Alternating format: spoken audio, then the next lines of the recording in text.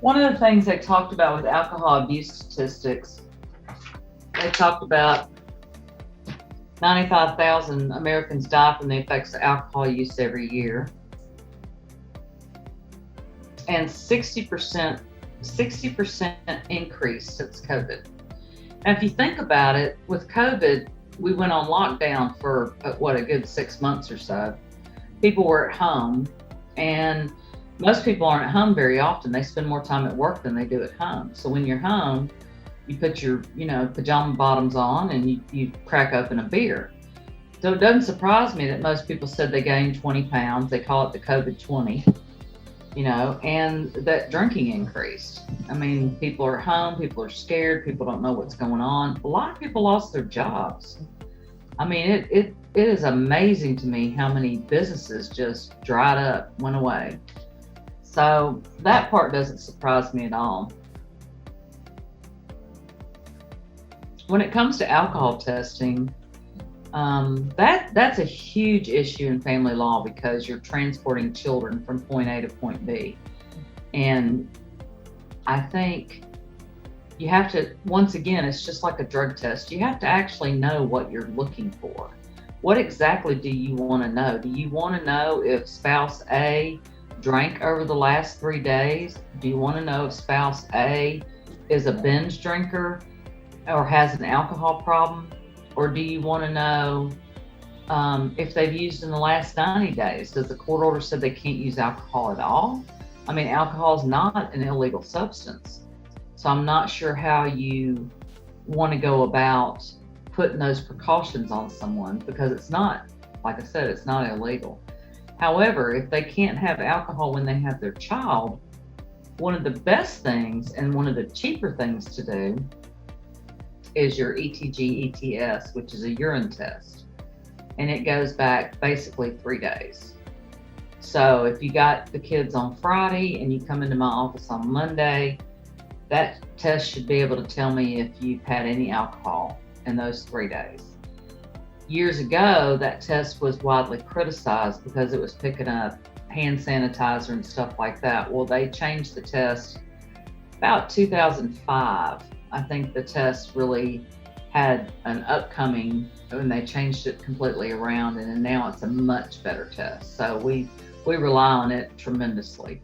And you could have someone get tested twice a week. You could send them in on a Monday and a Thursday, and they'd have to get tested, and that would give you a 3-day, almost 3-4 day window on a weekly basis. The other thing you can do, Peth testing, is really interesting. A lot of courts have started ordering it, and I will tell you this, don't be fooled. Laboratories have salespeople just like everyone else does. So when the next greatest test comes out, they're going to sell it to everybody. Do you really know what you're getting, and is it what you want to know? Peth testing is going to give you a 3-week window into someone that drinks heavily. I'm not talking about 2 glasses of wine at dinner every night. I'm talking about someone that drinks 6 drinks every night or drinks 15 drinks on a Saturday. That's what you're finding out. And all you know is this happened over a 3-week period of time. You don't know when it happened, but you know they either had a binge weekend or they drink heavily every night, but you don't know. Do you want to know that? Is that what you want to know? That's what you're getting with a Peth test. So don't assume a Peth test, because it's blood and it's the next greatest test out there is going to tell you anything. If you've got someone that drinks 2 glasses of wine every night, that's not going to help you. If you want to know if someone is drinking when they have their children for 3 days, you want to do that urine test. It's a cheap test. It tells you if they've been drinking over the past 3 days. The blood test, which is Peth is actually, it's a finger prick and it goes onto a card. So we're not actually drawing blood. You can do blood draws. I don't do that in my office because none of us are nurses. So we actually don't do that. It is helpful for someone that's a heavy drinker that you want to show over and over. But once again, just like with the hair test goes back 90 days. I don't know when you use that drug. I don't know if you use it every day. I mean, you can assume at a higher level that they're abusing because it's a higher level, but you don't exactly know.